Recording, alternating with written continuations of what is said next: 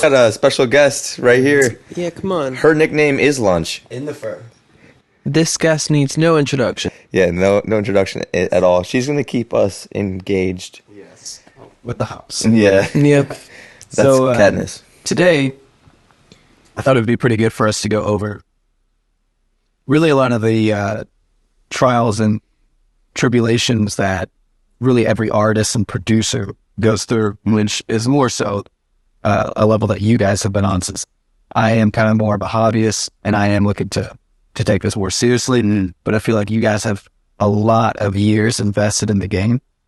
And a big thing that people don't go into when they are trying to become a producer or becoming an artist or make a livelihood off of music is how bad do you want it? How many, like, what are you really willing to sacrifice? So I'd love to hear you guys' your stories, and ultimately what were some of the key points that got you up to where you are now. Katniss wants it really bad, like right now. Yeah, I can tell. But yeah, that is a good point, because I feel like as a creative, we kind of get into a mindset that like your parents are always kind of encouraging you as a kid, but obviously once things become a little bit more real, there's bills and more responsibilities, you kind of forget about what it really takes in that like self-belief. And I think that it just varies for different people, and I think what makes the actual successful people is that real core willingness to do something that is going to be either different than what other people are doing to stand out, or the investment that they have to make is something that is a sacrifice in their day-to-day lives. So I think that all kind of plays in, what was the theme? What was the How bad do you want it? How bad you want it? Yeah, exactly. That really plays into how bad you want it. So I'd love to hear Chase, like what a big part of it for me, I sort of touched on this in episode 1 all those weeks ago. That for me, a big part of it was overcoming the stigma. There is a certain stigma that comes with being an artist, and just voicing that as your goal. Any type of art. And for me, it took me a while to really be able to embrace that, and to not feel embarrassed when I told people, "Hey, I write, I make music." To own that. Yeah. Yeah, I agree. Because also when someone asks you what you do, and you say, "I'm a music producer" or an artist, they have kind of a thought that's like, you're a music producer? Really? Yeah. Like, how good are you really? Or are you just saying you're a music producer? So it can be like kind of a pressure, like you don't even want to say that you're a music producer sometimes. Yeah, like being a struggling artist is like a cliche. Yeah. And there's like a stigma to it, where it's like, oh, they actually aren't very career oriented. They don't. It's like a lot goes into being that struggling artist. Or they're just a dreamer. Yeah, exactly. So I think that like I want to touch on the realities, the struggles that you've been through as a dreamer, creative, just through your journey. I would love to hear some of the things that you've struggled with. Is it showing? Is it better? Is that better? I'd say if it could scoot just a little bit. Me? Can you pull that pillow right there? Yeah, pull it up. Nice. Perfect indeed. Attention to detail. Yes, I love that. I'd love to hear some of your struggles. Yeah. Yeah, well, that was definitely the first one. Accepting in my own mind that I'm an artist, and not feeling embarrassed when I tell people about it. It sort of just happened over time, and realizing that I'm kind of good at it helped too. It's definitely validating to get positive feedback. And Like prove it. Yeah, yeah, yeah. The people who come up and they're like, "You are great. Like you can sing." I mean, I'll personally say, like, I think you have an amazing voice. Thank you. Hearing how you can, you're very like flexible with your attenuations, and you have almost like different sub styles within your own genre. So it's very interesting to hear you on different tracks because you're able to almost like take on like a character kind of and like convey a message. And I know that is the goal of virtually every singer. Then seeing you being able to like adapt to certain styles and sub styles of pop, I feel like it's very interesting. So Thank you. I really appreciate That's a great that. compliment. Yeah. So, but like, how did you find that voice inside? Because there's just so many different influences. I feel like it was always there. I wasn't always able to tap into it per se. And what really helped me get there is just the collaborative process. Like I can write a song on my own and love it and be very proud of it, but when I write a song with someone, and I feel like it was like a collaborative experience, it's more special to me. So just knowing that I'm not that I didn't do this alone, like. But have you ever done something kind of like just as a starting point by yourself? And it's That's usually how it starts. You know? okay. So, but like, where does that voice, like, because I know when I'm gonna like reveal something I've never revealed before, and so I also have made songs with my own vocals on them, and I've like sung on them, and I'm me trying because I'm like a rapper as well, so I like rap and sing, but I wouldn't necessarily say like I found my voice just yet because I've experimented with accents and like different tones and even writing styles. Like I think I have more of a Eminem writing style storytelling where it's like, and then mom spaghetti, and then I'm going and everyone's ready. It's like it's just kind of like it just keeps flowing like through a conscious flow, and it's less like some things are a bit more profound and things like that, but it's mostly about what makes sense in this moment, what happens right after it, and I kind of just create a tone based off that. But I've seen a lot of artists, and even working with you, you kind of had this already distinguished, like, this is who I am, and here we go, like, kind of vibe, which gave me an idea. It's like, oh, this person's like, he really has found his sound, and he's established this tone. I'm like, where did that come from? Like, how did that even start? Well, it's really hard for me to say because my taste in music is so broad. I like so many different kinds of music that are like opposites. Like I'll go from bubblegum pop to heavy metal in the span of 5 minutes. Dude, this guy, that's my upbringing. Like I was the guy I've been in like death metal bands, post-hardcore bands. I've been on stage. I was always the screamer. he's the screamer. The screamer. So, yeah, that's so just, Interesting. Yeah. Dude, we were doing this. We went rollerblading the other day, and it was his first time rollerblading in, I don't know, 10 years or something like that. Yeah. 15 years. Yeah. And so I was with Onan, and we were at the monuments. And so I was like, I was telling Onan, I was like, you know, he's a screamer. We should do some like funny bit where it's like you do something in Spanish, and then he just copies it in his screaming voice. Yeah. And it's really funny to see because he's just so intense. So I was like, Onan's just like singing like Amada and Amada, like one of those. Amada. Yeah. Or something else. Didn't even know what he was saying. Yeah, and then you say it in your screaming voice. It's terrifying. Like it's just. I've got to hear this. It's so good. At some point. Yeah, I'll let you hear it. I'm considering making a masterclass with him and we do some like crazy screamo dubstep rhythm vibes with his voice because it's just so, it's like a synth. He hits 3 different notes in one note, like in one go. It's insane. It was funny because Oh, he's about to do it. no.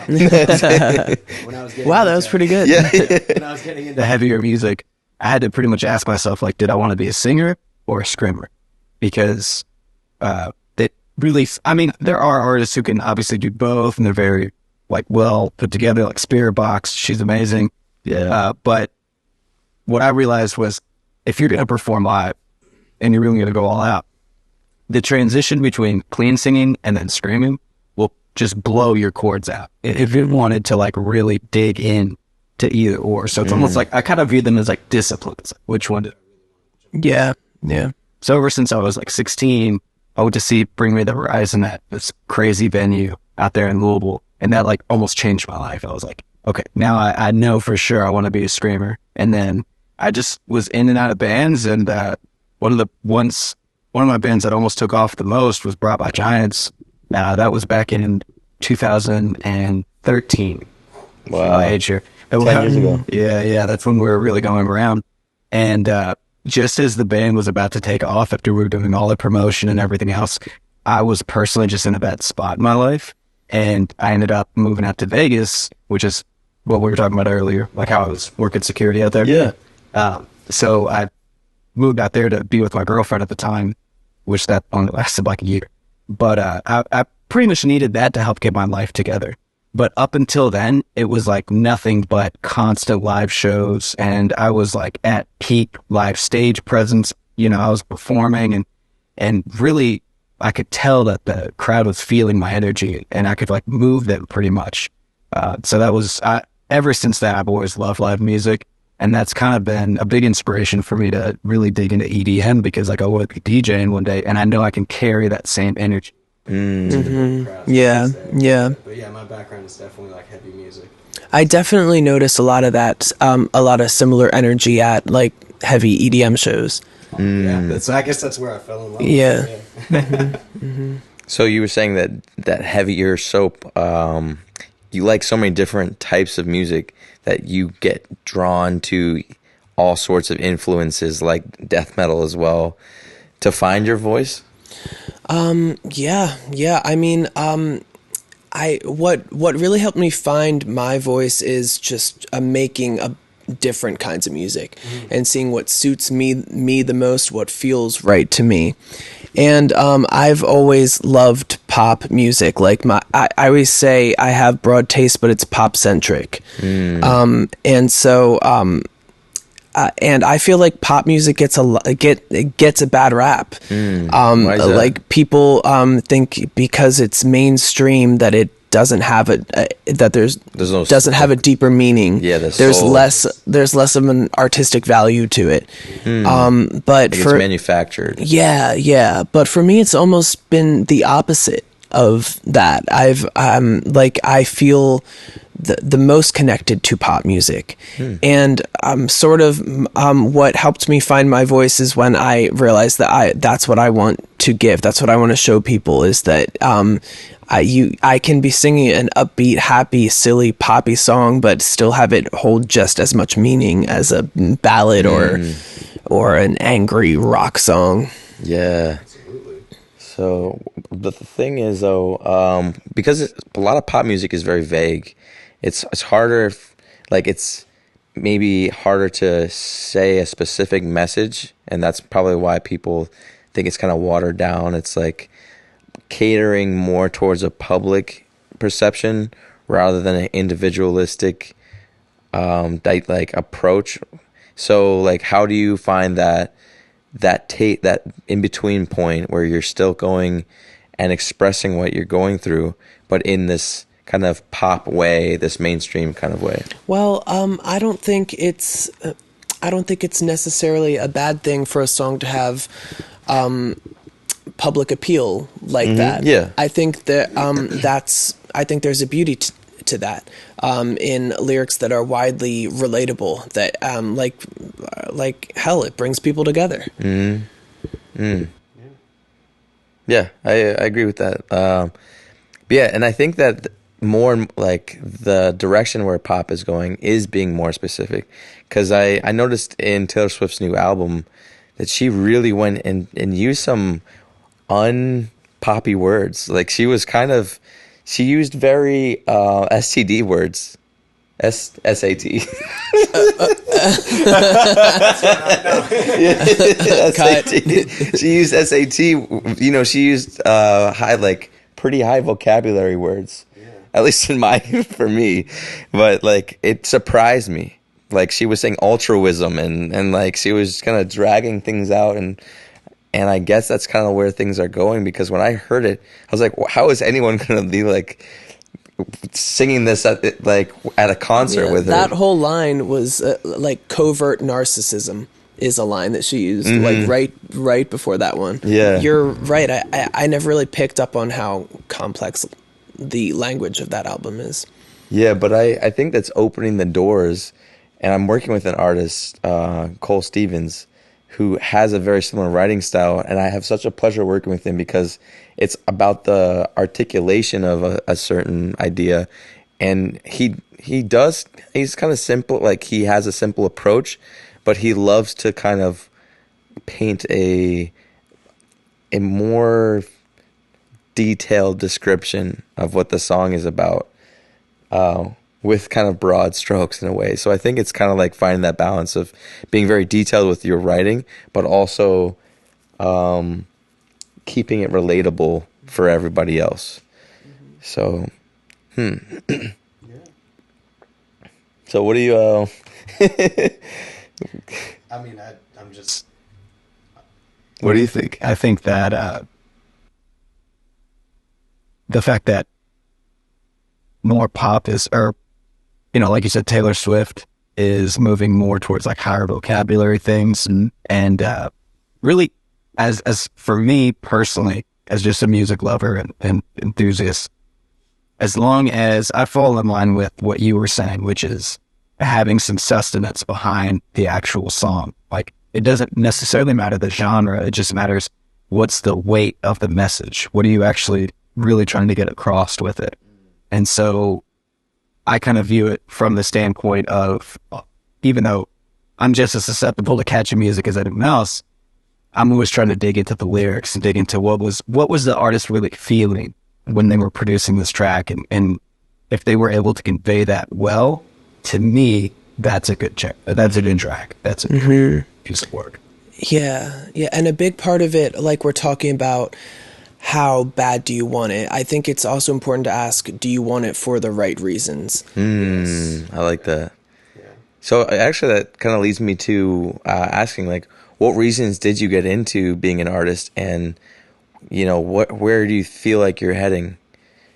God, whenever I think about this, like, I just feel like my answer is so corny and so typical, but really, like, I want to create positive change in the world. Like, I want to make people happy. Oh, that's great. That's great. And like, as sickening as that sounds, like I am about to vomit. So cliche. Yeah, right. It we really should all is. Vomit. Though. That'd be kind of really fun. Is though. But I do feel like that is where the fulfillment part comes in. Okay. Knowing that you are making a positive change in people's lives, whether it's just one person or a billion. I would have rather, I'm not rather, but I think it would have been funny if you answered that. You're like, I'm only in for the money. Like, I just want to get famous. I just really am looking. Oh, that's the actual reason. But I don't say that out loud. That's If what I'm pulling up in a Lambo, I'm not dropping. Yeah, right. Tell my manager I'm not waking up if I'm not getting paid at least $20K for a feature. Yeah, to show up in the club. Yeah, to show up. Yeah, just to show up. Okay, drinks included. Yeah. Yeah, but no, I think that's noble, and but I feel like there's also challenges in that, and what I would love to hear, like, kind of the struggles, like, in what is the theme? I can't keep, like. 1 second, that light went out. Okay, that's good. What's the theme? It's how bad do you want Yeah. it? Yeah, the struggle in how bad you want it. For some reason, that is just such a black thing in my head. Like, I can't. We have to switch it, I think. Why it gotta be black? We're so charged. Yeah, we gotta switch them. Yeah. What do we do? I can hand me. Oh, by the way. Oh, hand is that wording that I learned real quick, Chase. I know we were kind of griping at you about holding the mic up. If the XLR cable kind of pushes against something, it'll create a buzz. Oh yeah, that's on. Just do it. Audio.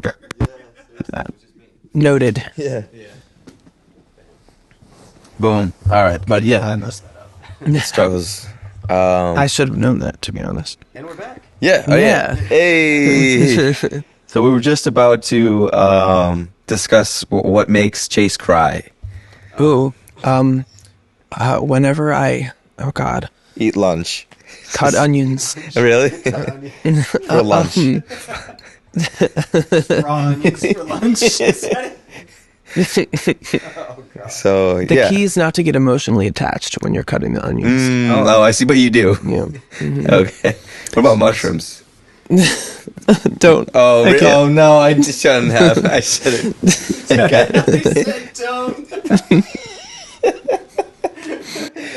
But yeah, I'd love to hear your kind of like what you feel like has been the thing that is the hardest thing that you've had to go through in order to. What's the theme again? How bad did it How bad? Basically, like what helped you? Ooh, here's a good one. What helped you evolve? What were some of the more trying experiences that you went through? And I know we touched on this in episode 1, but were there some things where you actually made some big sacrifices or personal investments to evolve into a higher level as an artist and really help get you to where you are now? Yeah. Wow. Are you just asking for my story now? Yeah. Really, there was like a particular moment in time that I really decided like I have to go all in with this. Like I have to dedicate my time and energy to this, or else I might not get the chance to in the future. Like one thing I always think about is how we get caught up in like trivial things and end up spending so much time on like social media, watching TV. But then like if you think about it, we're only on the earth for a limited amount of time. Like like we feel like we're immortal in our heads. Mm-hmm. But something really put that into perspective for me, which was I got in some legal trouble. Oh, shoot. And it was pretty bad. I thought I might be going to jail for 10 years. Yeah, I've been in a similar situation. Yeah. So. And looking back, I'm glad it happened because it really gave me the push that I needed. I like to think I would have found that motivation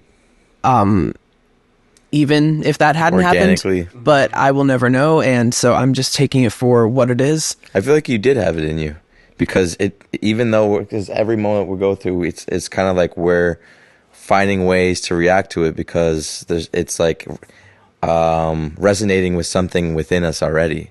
Mm-hmm. And you had that feeling inside. You just kind of needed a moment to happen for you to realize all of it, because it aligned with everything that you believe in. Mm-hmm. So then you're all of a sudden like, oh my gosh, like my time is valuable. And I think we all kind of have that. We have that either internal clock or perception of ourselves. And when you are put in really difficult situations, it puts everything into perspective, where you're like, whoa, like these people around me are temporary. The moments I have are fleeting, because maybe I feel like I wasted so much time. And it's like, what can I be doing to actually be pushing what I want? It's like, am I living the reality that I want right now? Mm-hmm. And so I think having something where you're facing 10 years in jail, like that's huge. That's terrifying. Yeah. So I guess I can just go into it. I got caught with LSD, a large amount of it. Which had honestly, which was not yours. Oh no, it was definitely mine. Oh, okay. But all right, well, I hear it banging at the door. You're not gonna believe me. I forgot it was there. It was in the back of my closet from years prior when when I went through a phase. I was doing it often, but then that phase ended, and I just what was I going to do with it? I wasn't going to try to sell it. So it just sat there. And then my sister got in some trouble, and there ended up being a search warrant on the house when I lived with her at the time. And so they tore apart my whole room and found that. I thought I was fine. Or I remember watching them like, go ahead, look. And then they find it, and I'm like, oh, like, The sinking feeling. yeah, this is not good. And so I remember we got arrested. They took me to a jail cell. And, where they're holding to determine whether you can be released on your own cognizance or released on your own. I can't think of the term right now. But I was in this tiny ass cell for 12 hours, and just in my head, just freaking out, thinking my life is over. I'm going to jail. I will never see daylight again. I couldn't see anyone. I couldn't hear anyone. I felt like it was like solitary confinement, basically. I mean, I'm sure it was more luxurious than that, but yeah, basically I was freaking out. I didn't know what to do with myself. And I started writing a song in my head. Didn't have anywhere to write it, but it just came out of me from the anguish I was feeling in that moment. And that's sort of what made me realize, hey, like this is it. This is me. This is what I love. This is how I express myself. This is my the language of my soul. And so as soon as I got out, I hit up a producer that I knew the very next day. Wow. And scheduled a session. I thought once the trial happened, I'd be going to jail for 10 years minimum. Like there's like some type of like mandatory minimum. And so I kept thinking, all right, I've got to make as much music as I can now so that I can put it out before my life is over. Yeah. Wow. It was like you felt like it was like a fleeting. Yeah. So what happened? So you got the jail. Did you go to jail for 10 years? I got pretty much all the charges dropped. And there was one thing I was charged with, but that's off of my record now too. I got that cleared. So yeah, nothing too bad came out of it except a very expensive lawyer bill. Oh yeah. But and my mugshot being posted online, it's still there. You can find it. It's whoa, that's badass. It's kind of hilarious, but that could be an piece of your album art or something. I've been thinking about that. Yeah, I really have been thinking about that for so long. Yeah, that would be sick. What would you call it? Would you call it the Confessions or something? Maybe something about a state of mind too, like while like just that whole experience. Contact lenses would have been better. It's inside joke. I'm sorry. Yeah. Okay.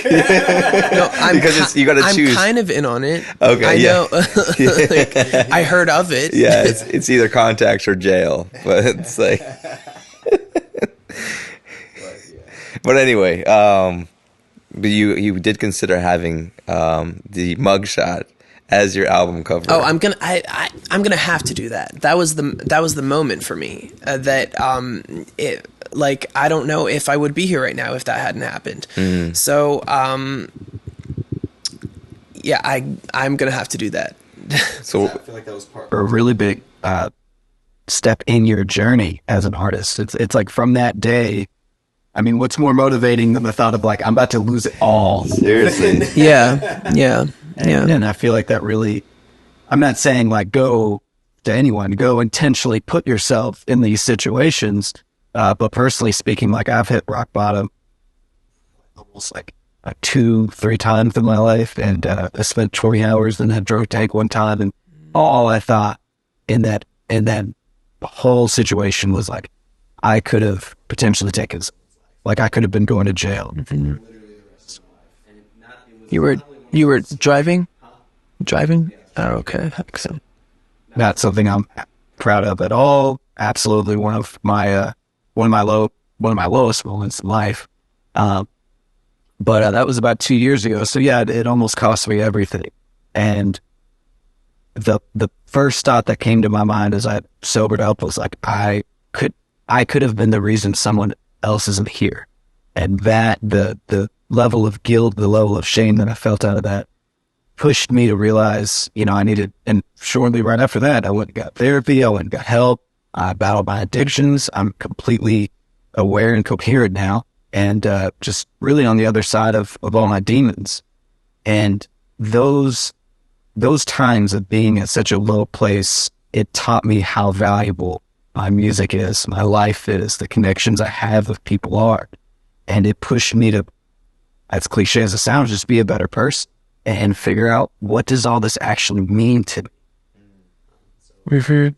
That's Very defining. well, that's So then you decided to, invest in yourself? Like, how did you? better my mental health. So I actually spent 6 months completely sober off any substance, like no marijuana, no alcohol, nothing, like just be myself and deal with my own issues. And it was actually kind of ironic. I landed a corporate sales job, so that's what allowed me to hold the therapy. And I was able to get my mind together, my health together.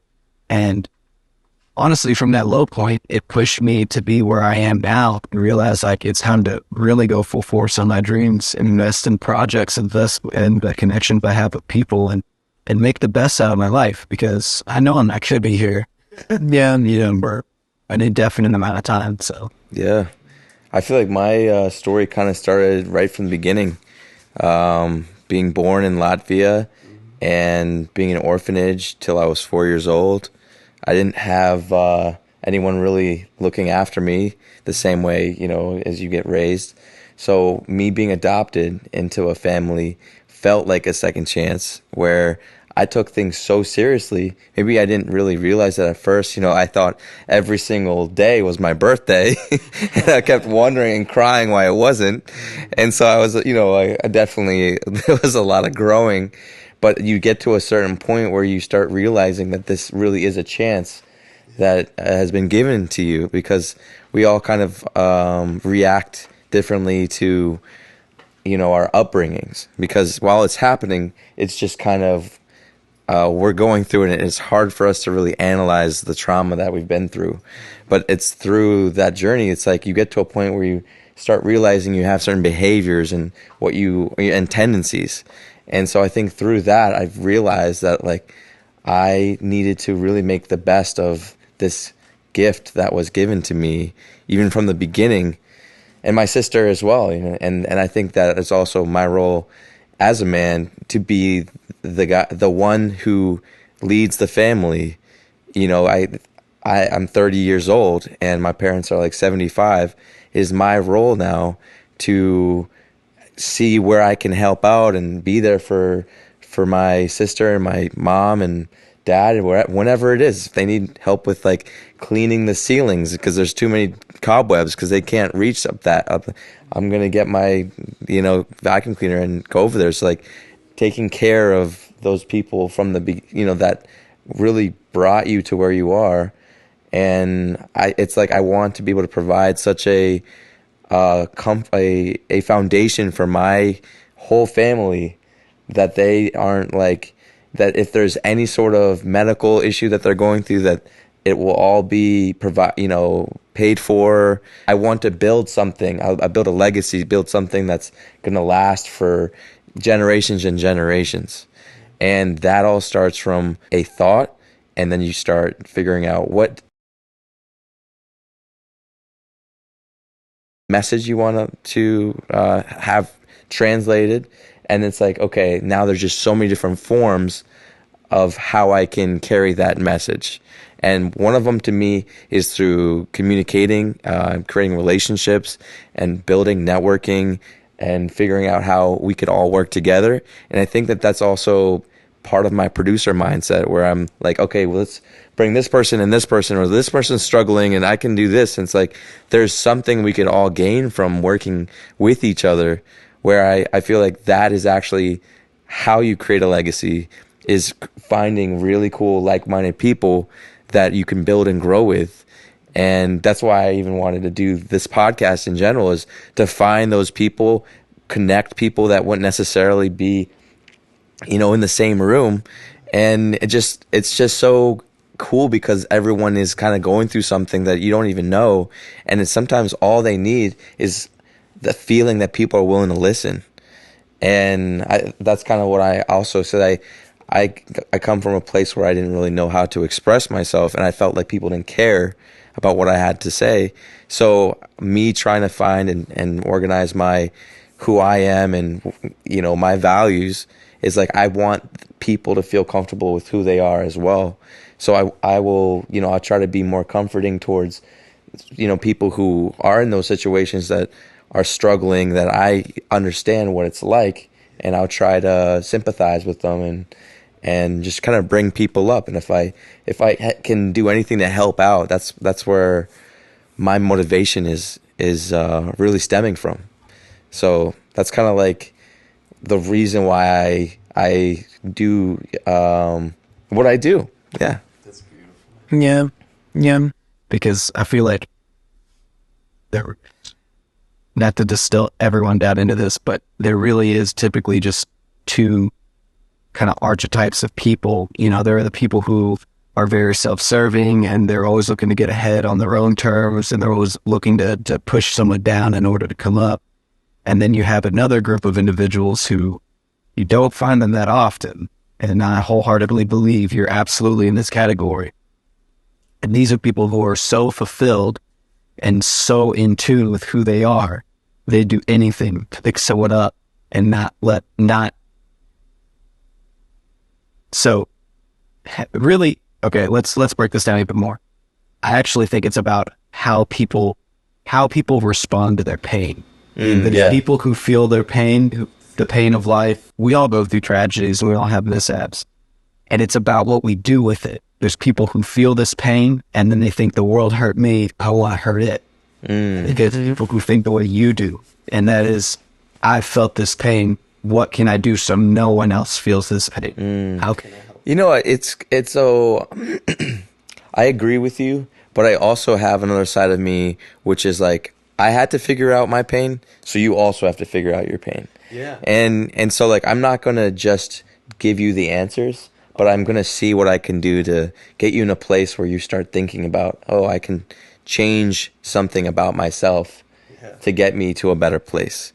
Because I'm a tough love kind of guy, and I'm not going to, cry. I'm not, I don't throw pity parties. Yeah, exactly. For like, I'm going to try to encourage you.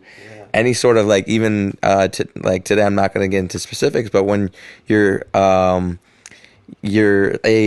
something is coming, what's it called? An obstacle is in your way, and you're noticing either in the form of physical pain, being able to push through and finish the objective is what I strive for, and I try to bring that out of other people. So it's like, when you feel uncomfortable with something, you're actually learning how to deal with that pain in the longer term by actually not making excuses for it and kind of embracing it to that next step. Yeah, I truly believe like you can lift people up with your wealth and success, but if you don't teach them to carve their own way up there, then they're just going to fall right back down.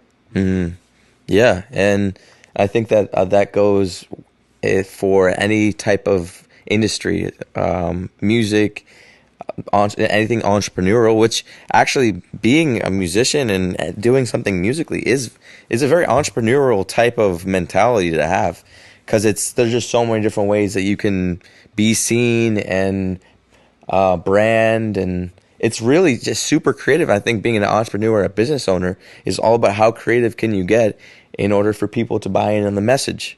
Yep. And I was actually just talking yesterday about how a lot of business owners who are giving to the community is actually the ones that are like, they kind of cracked that code where you're creating a dynamic where people see that this person wants to take care of his community. So in response, people want to take care of them. So it's about having that being able to take that first step forward and saying, hey, I'm going to go out of my way to try to help these people without anything in return, but it's just through human nature, through like, that it actually ends up working in your benefit. And it might not be the first time you do something or whatever, but it's the fact you're a good person. People are going to see that. I feel like that energy literally resonates because a quote that I personally love is, the universe doesn't give us what we want, it gives us who we are. So when you're choosing to be that altruistic light, when you're choosing to just give, not for the clout, not for the Instagram, not for any of that, when you genuinely are out to better the people around you, you find people who are like-minded and will do that for you. Yeah. And honestly, that's why, another reason why I thank you so much is because, you know, you're one of the few people I've met in my life that never had any type of like ulterior motive. It was always like, it's always about how can we help each other, how can we better each other. And It's not a common way of thinking, because a lot of other people just, they get greedy, or they're very like scarce, like with their mindset. Yeah. And when you find someone who's willing to live in abundance and truly act that way, then you find other people who are willing to give you value and willing to pour into you because they believe in what you're capable of. Yeah. And I think it's also important that when you're building up and trying to figure out what you want and what direction to go to, you're going to meet like-minded people. And it's through those relationships that are actually going to, you're going to create you're going to create trust in those relationships, that you can actually, when you have something going on, now they're part of your circuit, where you're like, okay, Chase is dependable. Like right now I can't take on this project. I know a really great singer. Chase can, be the singer for this project that I, have my other singers are doing something. It's like we're all kind of working in this way where it's like, I know that Gustavo is reliable. When he says that he's going to do something, I know he's going to do it. It's like we start to create we're growing in a way where now it's just like certain links are not going to work, but you see the people that do work, and that's actually how you become more and more successful. Is like you refine your circle until you just find the people who all believe in that same idea. And then now you have a very powerful circle where you're not, dealing with people who are there for the wrong reasons. And that's what's going to actually be the downfall of a successful business, if you surround yourself with the wrong people. It's like all it takes is one or two people, and it can ruin your reputation and ruin things. So it's like better to do things slowly, gain the trust of the people around you, and also prove, how effective, the system is. Right. And if you see things that aren't effective in that system, you start changing it and adjusting. So that way, once you get to another point, it's like you guys are all leveling up together. Yeah. So that's kind of my approach in becoming successful, and creating a team, which I think is really important, because the team, it's one thing for people to find you, but it's like, okay, but what is your intention here? Like, how do you know what really that person is trying to get out of the whole thing? So it's through what I was saying with you. You're such a sincere person. You want the best for people, but you can't help them if they're not willing to help themselves. So you can try as much as you can to provide all this value, but they're actually, a lot of them are just going to take advantage of you. Yeah. Because they're not willing to see that value. That's like, they didn't have that mentality that this, what you're saying, is valuable, because they didn't invest. They didn't have to work for what's going on. So it's about creating a relationship that is actually that win-win, but is through investing in either their time, their energy. It's like both of us are offering something, and it's creating like a unit of like we are actually valuing each other's time and energy. It's like a force. It's almost like you guys are, you said it best, you're only as strong as your weakest link. And so when you test those and you begin to just cut away the people who aren't worthy of eating at your table, who don't want to provide value and don't want to actually, who aren't there to genuinely add value to your life, because that should be reciprocated. We should all be looking to grow and all be looking to push each other in a positive direction to build, especially as artists and producers, especially as people with musical dreams.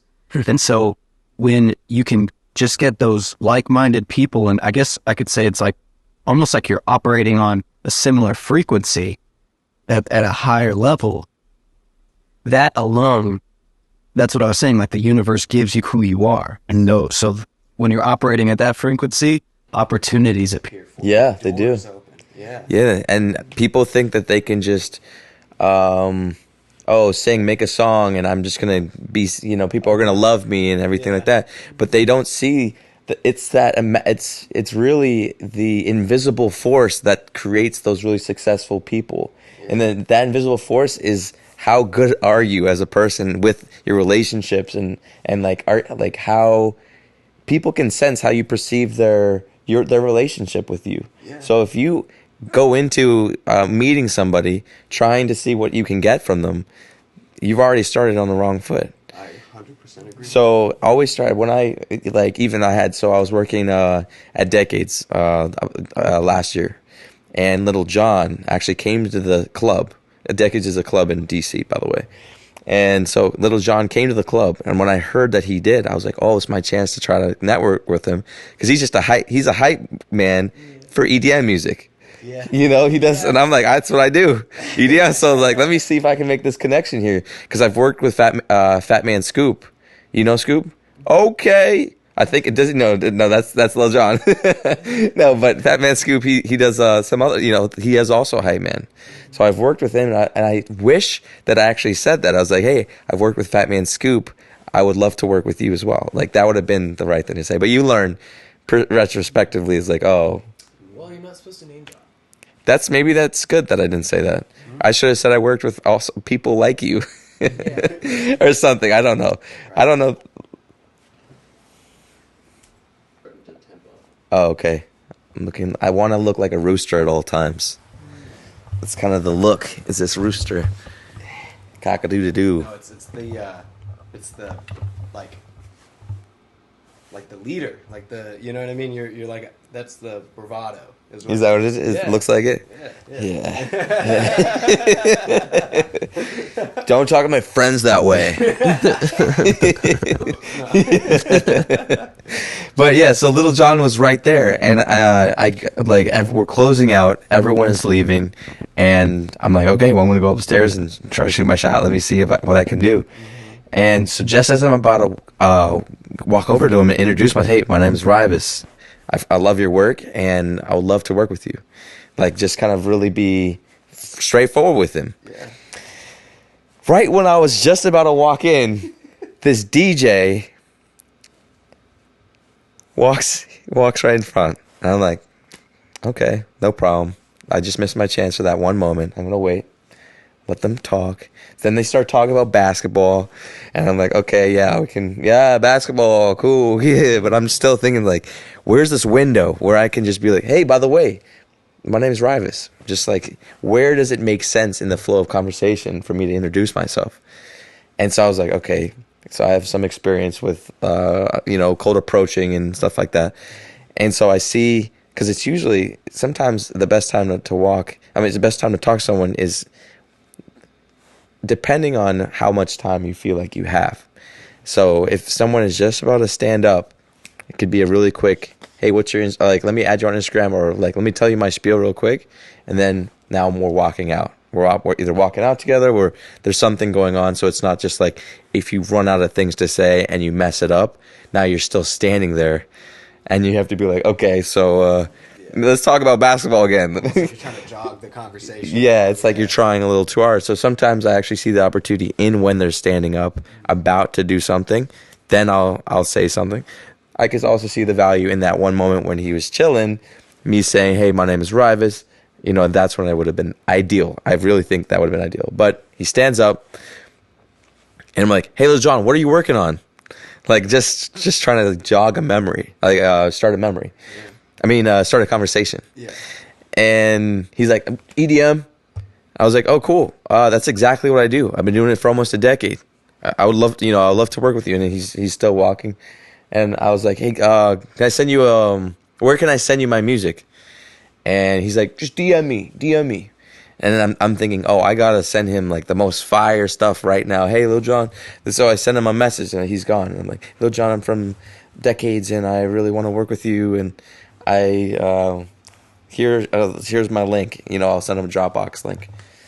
He gets so many messages like that, and I'm like, oh man, I'm never like I thought that like there was a window where I felt like he really wanted like this was gonna work. And that's gonna happen. It's like he never never responded, and I just was overseeing whatever. But what I learned from the amount of times that I have shot my shot at artists that I wanted to work with is that it really came to how direct my first message was, which actually with this artist I'm looking up to that I was telling you about, I was just very direct. This is, hey, I like you. This is how long I been working. I would like to do this with you. Instead like just work with you. I would love to hop on a Zoom call. I would love to do like, let's meet. Let's try to actually have a conversation. So it's not this digital way of communicating. So, and I feel like that has been actually a more successful approach. Even maybe it has something to do with my music getting, to a better place because I'm promoting it more and stuff like that. But it can be so random where that person, an artist just reached out to me and I'm like, wow, that actually worked. I'm like, wow, that's awesome. Like they actually like my stuff. So it can be a struggle to figure out why people aren't responding. And it's all this, like, it's just about staying consistent, keeping your head down and being like, okay, I'm going to just keep trying. There's a lot, this isn't going to work the first 5, 10, 15 times. It might work on the 100th time. Pushing through like that cold shoulder and the getting told no, and then building resilience toward that. I feel like not just in, your cold approaches of just having casual, general conversation with people, but getting up to that point to have the goal to like go approach these artists and stuff. Even if you're getting turned down, you still had the courage, do it. Whereas a lot of other people sit on the sidelines or they sit on their hands and they're only left with the thought of what if. And, if you never attempt, the chance of it being a yes is never there. Yeah, and I think people who are really successful, they respect that. Yeah. They do. Actually, even if you kind of fumble it, like they still have that feeling. It's like, okay, this guy is really trying to do his thing right now. Of taking the initiative, yeah. And I think that's really important in any case, is like try to be at the cause of what's going on. It's like, what's your objective? That people who are very successful, like they get all the people coming to them with money, but I feel like you can recognize when someone is genuine. Like you can feel it. And so taking the initiative, like you were saying, I think that's always a good move. Yeah, and try to push past all that doubt. And yeah, there's been multiple artists that I've been like as a kid, like dreamt of working with, that actually responded to me. And that's amazing. It's part of it is just all about timing, seeing where that window is, because we're all going through something, and sometimes all it takes is that person to reach out and just say the right thing. And so, for instance, this artist I really wanted to work with, he's part of the Cheat Codes. His name's Trevor. And I reached out. I found him on Instagram, like his personal Instagram, which he also makes music as an artist, but he does a lot of the production and he does the voice, the song Promise Me No Promises. He's on that song. He produced the song. So I reached out to him during COVID, and I saw that he had a post that he was like really sick. And I said, hey, been a fan for you for a long time, and I've been seeing your journey. I noticed you were, sick. I just want to say, like, I hope you feel better, and that, like, I also had COVID, and like it really sucks. I also and then I mentioned, hey, I make music and I would love to send you some things that I've worked on, and we can share creative energy. So it's way it's not any pressure of like we got to work together, you know, like we got to make something happen. It's like my approach was I just want to be able to connect with you, and I think through that being genuine about it, he's like, oh, it means a lot, and I was like freaking out. It was like the fact that he responded. And he's like, means a lot. Just send it over. And I'm like, oh, I got it now. I'm like, oh, shoot. What do I send this guy? Which one? Yeah. Like, how many tracks do I send him? Like, I'm trying to think. Yeah. Just trying to think what's the best way to like show him what I got. But I can't say that I successfully send him it took me months to actually send him something, and through that time, because I didn't know where to send it, I didn't understand you can just do a Dropbox link and all that. Like I thought I needed his email and all that, so I might have fumbled it a little bit. And then I did send him some music, and he was working on a lot of house, and now he's working on a lot of country. So it's like I don't really make country like that, and now it's not his like objective. So it doesn't mean I'm not going to try. Yeah, exactly. But whenever that, a lot of times that those doors will open in a natural way, and you'll see the doors open, and it's kind of interesting because it's like where you didn't think those doors were, they actually are, because you've already put in so much time into your craft. It's like you just got good enough for them to notice you. That's it. So it's just like sometimes it really is about putting in that work and being humble about it. It's like there's actually, you know, okay, yeah, I've been doing it for 8 years, but maybe I need to do it for 9 for that one person to actually see me. Wow. It's like, yeah, and that's a totally different like viewpoint than a lot of other people want to feel entitled, or I think that overcoming this, as especially like anyone who's in the creative field, almost any type of art, whether it's music or painting, digital art or anything, overcoming that thought of like, it's not about the time you've invested, it's about the level you're at. yeah, So, I mean, and that's what's been such a wake up call and a pleasure of getting to work with you and being a part of all this. It's like, you know, your step 385 is if I'm over here looking at that, it's like, I need to be focused on my step 100 to 100. I need to be focused on like, okay, I have to push and make sure that I'm becoming better and compare me to me. It helps to have reference points and look up, because you've been an insanely, just amazing mentor to me, and having shaped years off my learning curve. And you've also been a big proponent on why I'm not giving up on music. But I think it's just very important for people to not feel entitled or look at the amount of time that they've invested as like, oh, now all of a sudden that's grounds for why you should be getting what you're getting. You should be getting what you're getting because you're putting in the hard work and you're staying dedicated to your craft. And no one sees all the painful hours that you go through over the years. They just see that one hit, but that hit is worth it. And you just keep going and don't give up. And I think that ties right back into what we're saying. It's like, how bad do you really want it? And then you really go the distance. Yeah, exactly. Yeah. It's like you gotta want it so bad that there is no end. Yeah. It's like you're just going. It's like even when I'm 98 years old, I'm still going to be posting my SoundCloud link. It's like what I'm working on. It's like I'm going to come up with some skit to try to get people like, oh, Betsy, have you heard this song yet? And on my record players, like people don't even know what record players are anymore. And it's just like the music is, you can see music now in the future. Music is just floating. Have you heard this song? It's like, it's just a bubble, and you just put your head in like sound waves start moving. It's like, that's the future. So have you heard this one? Yeah. Download it into your head. Yeah. Oh, Harold, I'm sick of your music.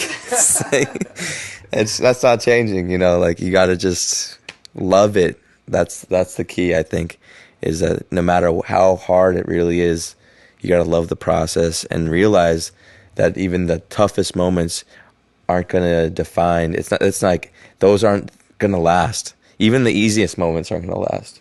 So just like be going through the journey and just being grateful and like, yeah, I think just like being grateful about what you have instead of what you don't have, and how to, and just kind of like figure out what steps to take next, because there's always another step. Always. And even at the end, your music will live on when you're not there. That's the best part. Yeah. Well, the best. So yeah. Yeah. So I sort of, if it's okay with you guys, I want to like go at this from a different angle. sure. How do I word this? So we are talking about how much you want it. Do you want it for the right reasons, like meeting people, and you can tell when they're genuine. But when it gets to a certain level, something that can really obscure all of that is the money. Yeah, very true. And I'm interested to hear how you guys plan to navigate that when you reach that point. Yeah. So the money is like, to me, it's the means. It's like what creates the ability to do it for longer. It's like one of the forces, but it's not the reason why I do it. Yeah, not for you, not for us. Yeah. But for a lot of people, that is the reason. And when it gets into like the music industry, it really is all about the money. As much as that sucks, and as much as that makes it feel like it's worth less to us because we're not in it for that.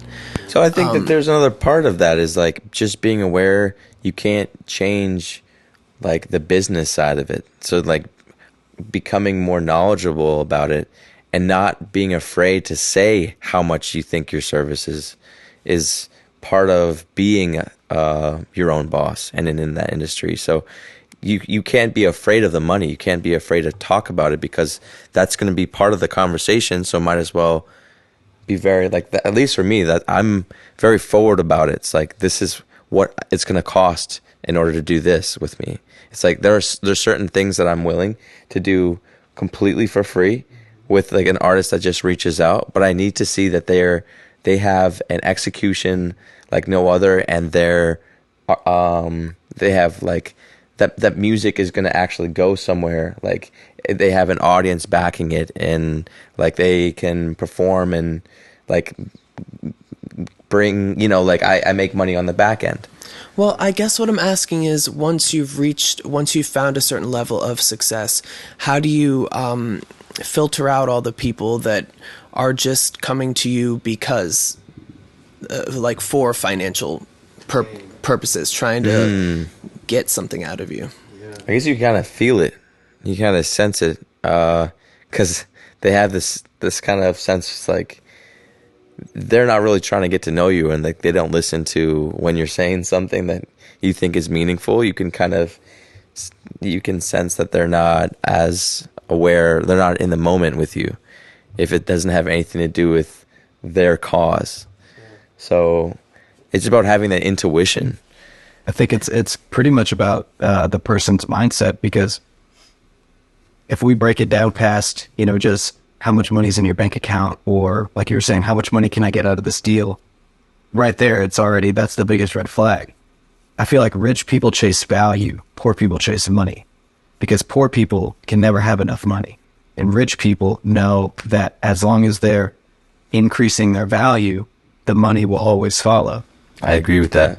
So yeah, that was really good. I want to applause everyone. Yeah. That's true. But it also it's very important for you to make things about business. Like, just because you are really good at what you do and you love connecting with people, it has to be also worth it. In a way, like it has to be this win-win, and sometimes that win-win is through money. And money is the tool for you to build. And it's like everyone needs to pay their rent. Everyone has a lifestyle to afford, and that money needs to be consistent. Yeah. So it's just a matter of having those conversations and not being afraid to. And Absolutely. And I mean, in terms of, I guess, knowing like who's the snake in the grass and knowing like who's a real friend, it's always a matter of time. Yeah. And I think you said it best. It's about if they're willing to genuinely be with you in that moment. Because the way I see it is like, let's say hypothetically, now I'm like producing for money, or, you know, I'm accepting like, I'll do this track for you for like $500-$600. You should just say I am making music for money, because you are at the point where you could be making money with your music. I sincerely appreciate that. But like the way I view it is, and maybe not even just producing, but like in any type of financial transaction, if you're relatively new to my circle and you've burned me for $200, $300, $400, $500, $1,000, if you've burned me, now I know you have saved me so much time and money, because I know I'm never like, if you change, great. If you can, you know, like you said, if I can clearly see you're living a different life, you have a completely different mindset, I'm willing to see that. I'm willing to Give you a chance. to give you a chance.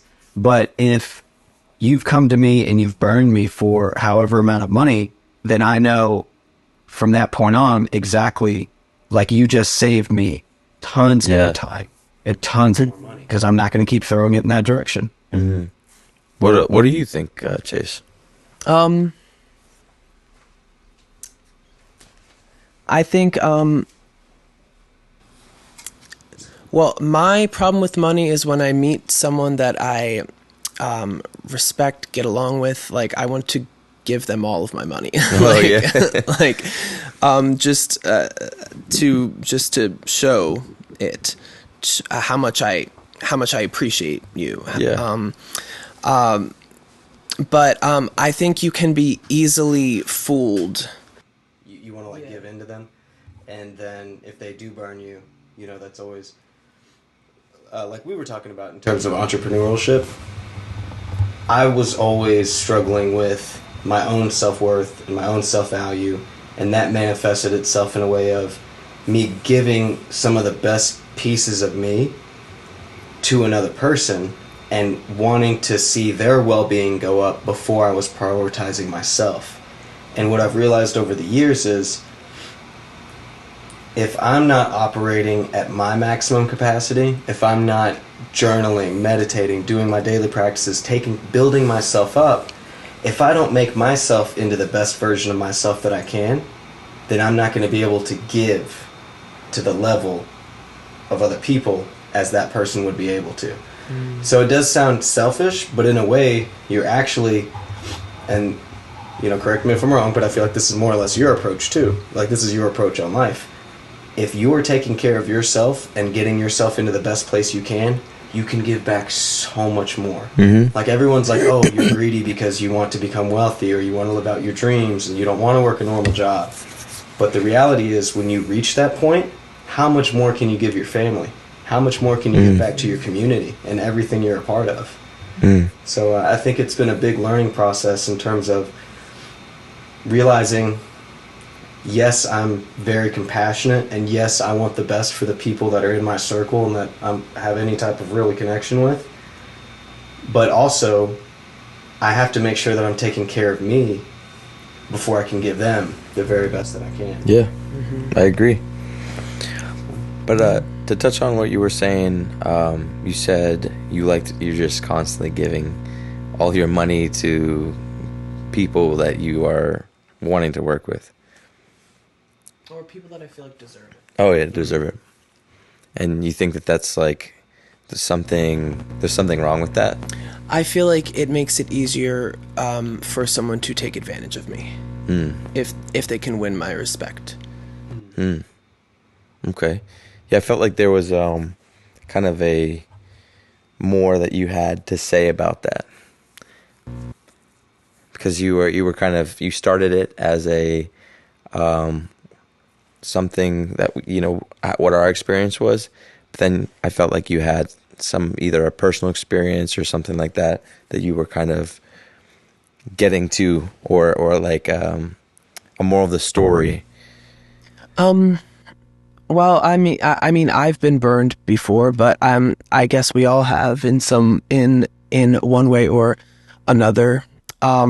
Like giving a lot of money to someone who then shows me that they don't really care about the project. Yeah. And just feeling, oh, well, that money's gone now. Yeah. So I guess it's like part of it's just kind of accepting it that you learned something from that relationship, and The price tag. Yeah.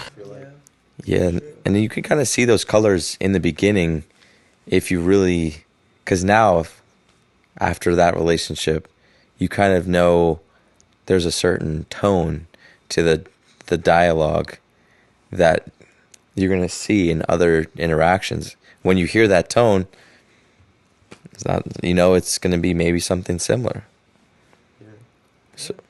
So yeah, I'd say it's a valuable learning lesson. Yeah, in a way, the lesson itself is priceless. So I wouldn't say I have any regrets, Right. but it's definitely something that's on my mind now.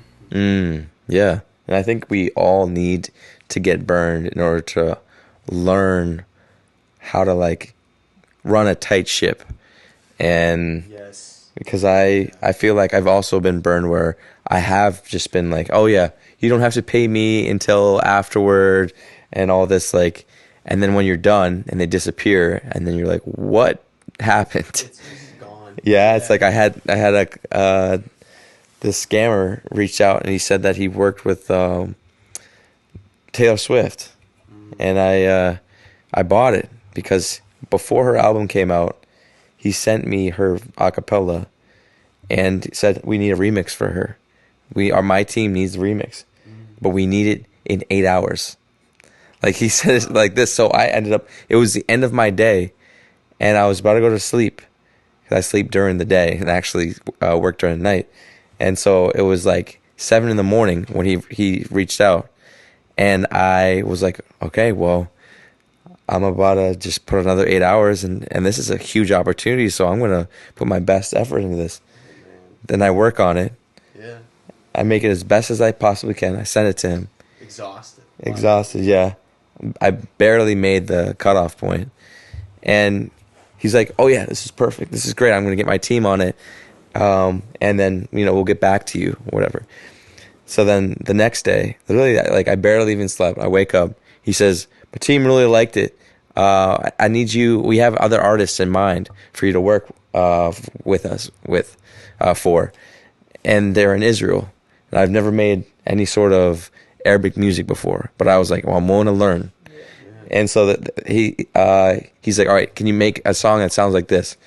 He sends me 3 references. I'm like, yeah, I'll figure it out. Yeah.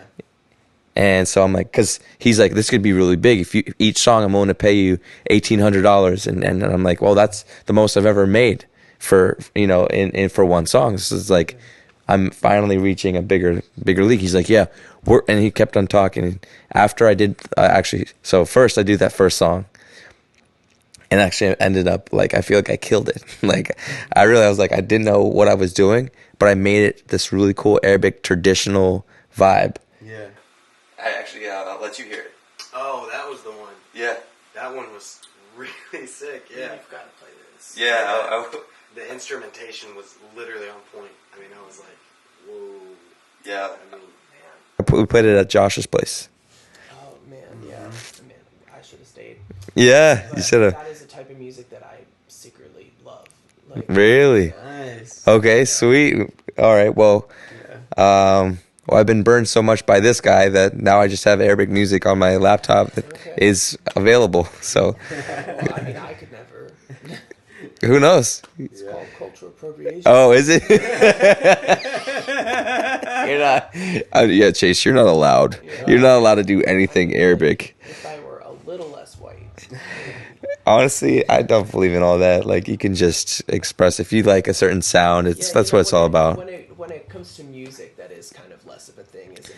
I think that like everyone has a message, and no one knows your background and what you like, why you like it, and if you decide that you want to highlight a certain country's music, there's nothing wrong with that. It's creative freedom. you're just creating freely. So the most successful people, when they do reach that level of like millionaire, billionaire status, everybody comes out of the woodwork. And it's always the people from the past that either ask them for a job or a loan. They never ask them how they did it. They never, and that goes right in line with what you were saying. It's like, you know, when you are at the point that you have a family and you're raising, you know, your kids, especially your sons, don't give them everything. Just hand them it, because then they'll never know how to create it themselves. Yeah, give them curiosity.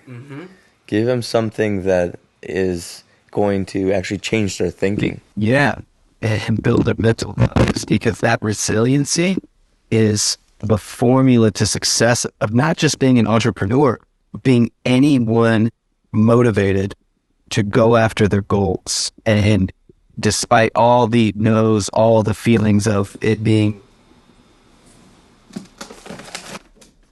seeming like you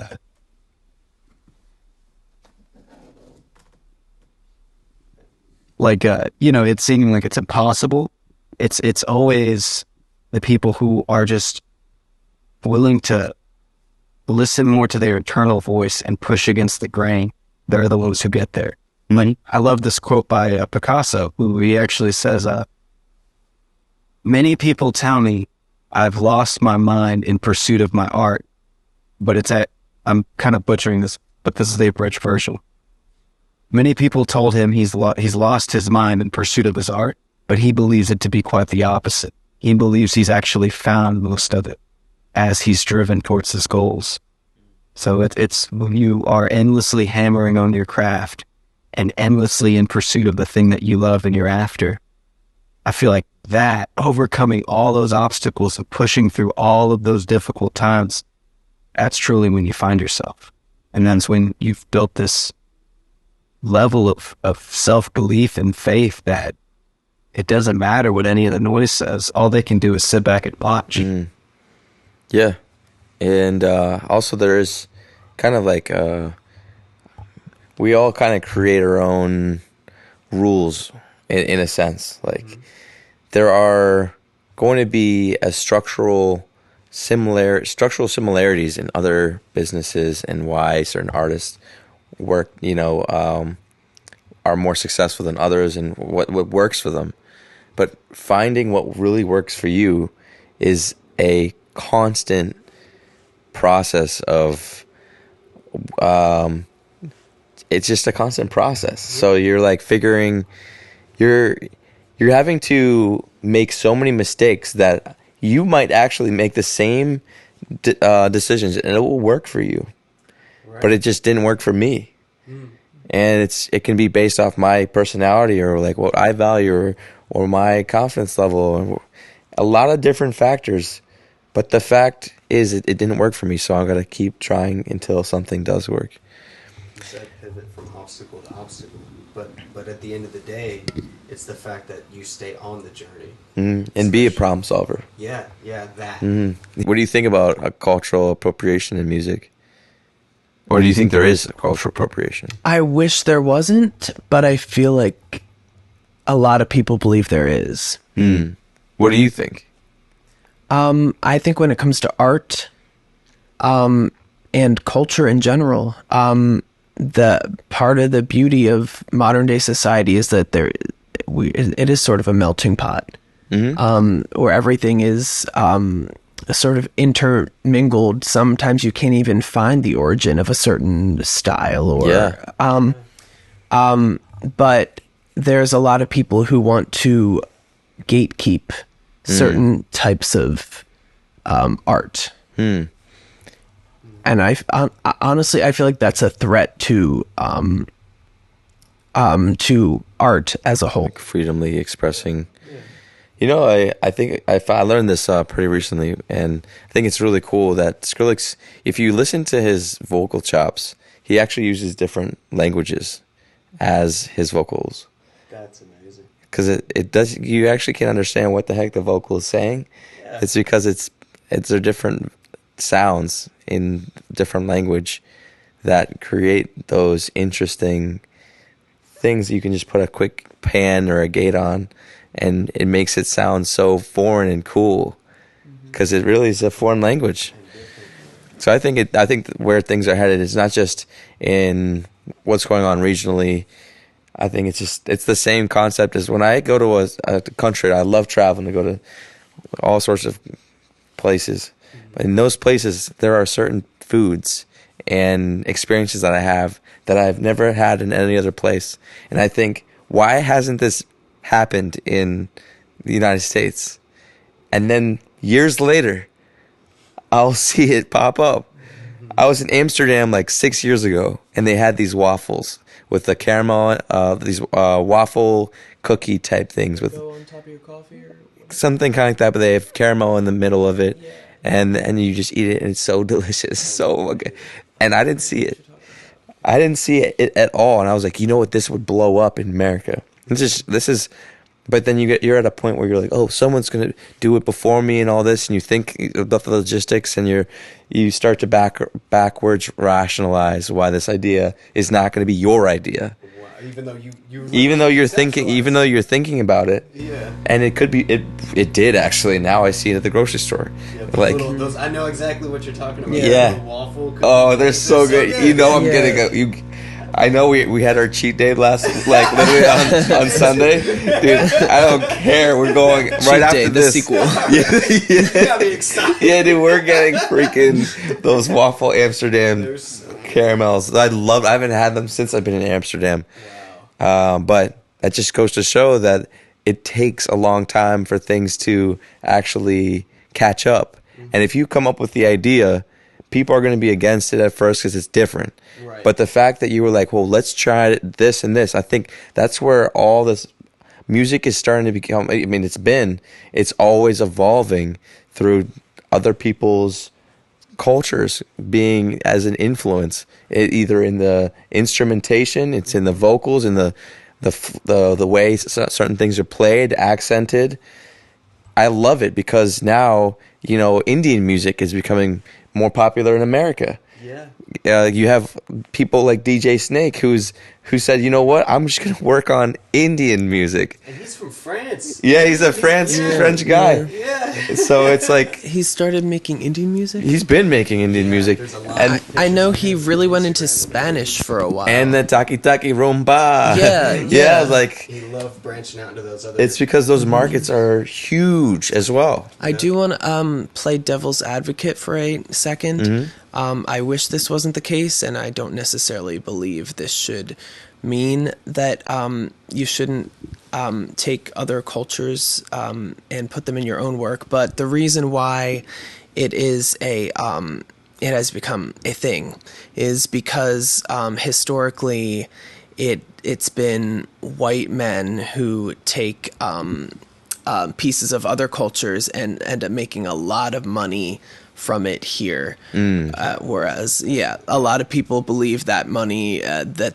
the success, the credit should be going to the original creators. I think that it does come back in a certain way, like just because one group did, let's say, take something from another group, they're still getting, like, in a way, credit for it, and then people will know this was just kind of a manufactured thing, and maybe this becomes popular, but now people love that thing that is now well known and spread, and they will just appreciate that culture even more. Because I think there's leakage. As much as you try to contain that idea and be like, oh, this is my idea, and then we're going to monopolize on this, Right. You're still highlighting that culture. And there is some good, I feel like that. Even though I agree with you, Chase, like it in the sense of, I mean, I see it from both vantage points. For one, that culture's music wouldn't have had the level of exposure that it could have if this example wouldn't have transpired.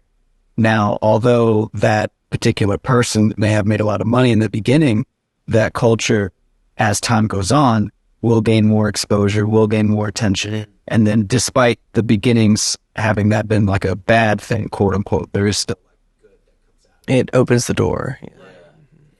like music, especially, I feel like music transcends all language and virtually any other form of communication, because music, to me, is one of the very few things in this world that I can take my emotion and I can convey it to you in such a way that you feel that. And I actually wanted to make a little footnote on this because I was watching David Guetta and because he made that track with Sia, which she's like, fire away, like Bulletproof. Yeah. Titanium. Yeah, I love. Yeah. So when they were working on Titanium, I think if I remember correctly, Sia wasn't even pushing for that track to come out. But David was like, please, like, we got to get this done. Give me the vocals. Like, let's get this done. They finally got it done, and it blew up. And he was playing it in all these countries, and people loved it. They weren't even singing the lyrics right, because it wasn't the lyrics that mattered. It was the melody. It was the feeling that met her powerful voice behind it. And to me, that's like the most beautiful thing, that all of these people could connect and feel what they felt producing that track. Yeah. I think that's what's most important. It really does transcend culture. And I think it's a beautiful thing when someone decides to incorporate another culture in their own message, because there's just there's so many ways of expressing something that it's just trying to give another angle at that. And like there was a video I saw of American Indians, and they were communicating in this kind of like a kind of way, which was really interesting to me because it had this kind of whale song sound to it, which I was thinking in certain ways of how I could chop that up and use those vowels to put them in my own music. And of course I would like that would highlight their culture, so it's like we're all just kind of feeding off of each other. Were they not appropriating whale culture? That's true. That's Like, we got to think about the whales. That's kind of messed up if you really think about it.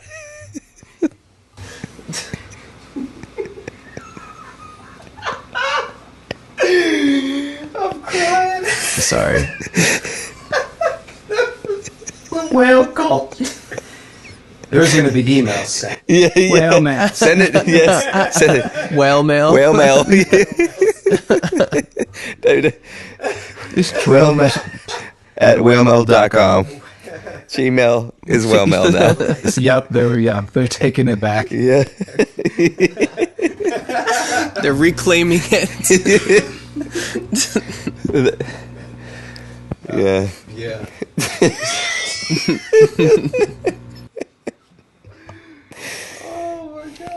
Yeah, that's To wrap things up. to wrap things up. Sure. Yeah, to wrap things up. Save the whales. Save the whales. Save the whales. That's it. Be on your own path. Appropriate that or don't.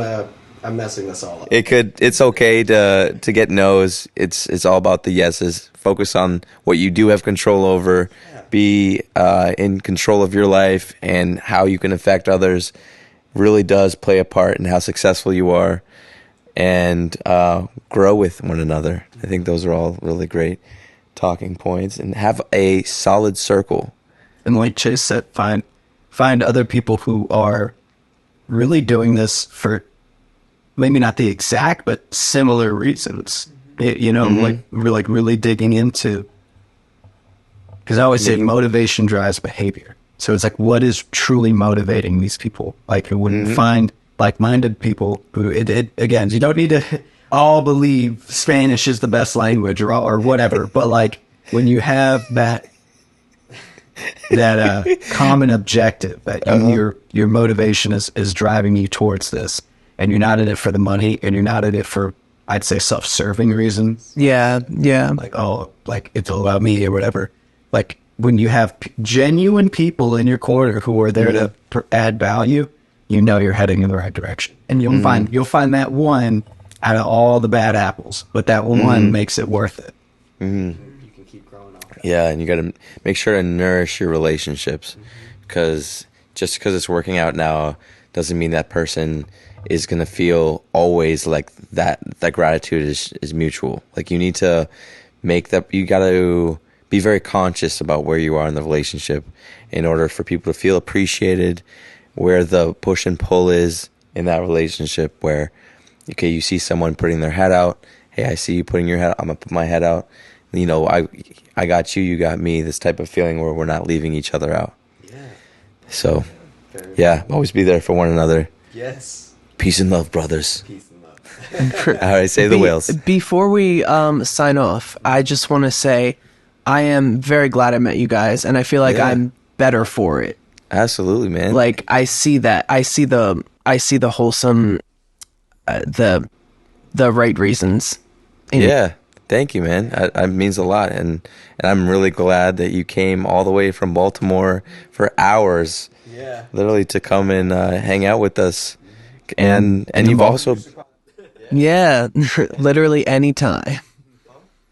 what'd you say? I said literally any time. That's awesome, because we also, I personally really appreciate you being part of my master class. Not even knowing what you're getting yourself into is like so cool that you're willing to just go with the flow. And you guys came out with, in my opinion, a hit. And you guys will be able to hear it if you get the masterclass. Yeah. And Chase, where can we find you? Chase 7 Music on Instagram. 7 is spelled out. And that's it. Okay, cool. And you got a EP coming out pretty soon? If all goes according to plan, yeah. Which it never does. That's true. Yeah. Maybe it'll be a bunch of singles. We'll see. Cool. Yeah, I'm really looking forward to it, because even then, after then, we got some music. Hopefully we'll It's start working happening. together. All right. It's 100% happening. Very nice. Well, very good. Look forward to it. And Gustavo, where can they find you? You can find me on, it's very temporary, but for now, just go to SoundCloud, type in UXD, the very first person. Boom. Tavo Fitness. And Tavo Fitness. Instagram handle, yeah, TavoFitness.wp. Was a lot of Okay. Looking for a really good meal plan. This guy's your man. Yeah, all right. Thank you guys. Yep. Catch you guys soon. See you on the next one. I do what I want, you do what you can. You do what you want when you know you the man. Running man, run me my bands. I want them Benjis coming through my hands. Wanna take trips out to London and France. Well, shawty, she playing my